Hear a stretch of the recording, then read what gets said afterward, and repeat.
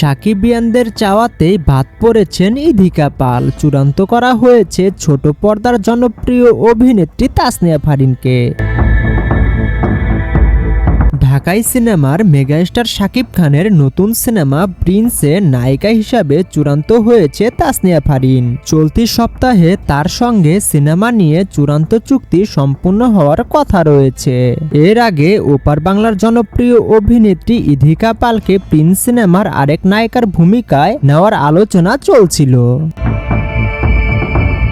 তবে শেষ পর্যন্ত তিনি প্রিন্সে থাকছেন না।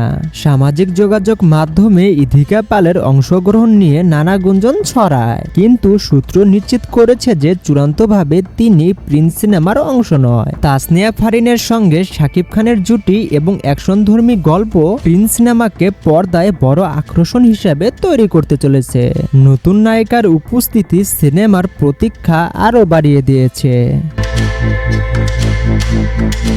সিনেমাটি পরিচালনা করছেন আবু হায়াত মাহমুদ এবং এটি নির্মিত হচ্ছে ক্রিয়েটিভ ল্যান্ড ফিল্মসের ব্যানারে।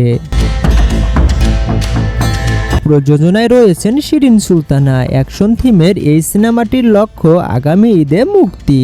শুটিং শুরু হবে ডিসেম্বরের প্রথম সপ্তাহ থেকে। তো আপনি প্রিন্স সিনেমার জন্য কতটা এক্সাইটেড অবশ্যই কমেন্ট করে জানাবেন। আর নতুন নতুন সব মুভি রিলেটেড আপডেট পেতে আমাদের চ্যানেলটি সাবস্ক্রাইব করে আমাদের পাশেই থাকবেন।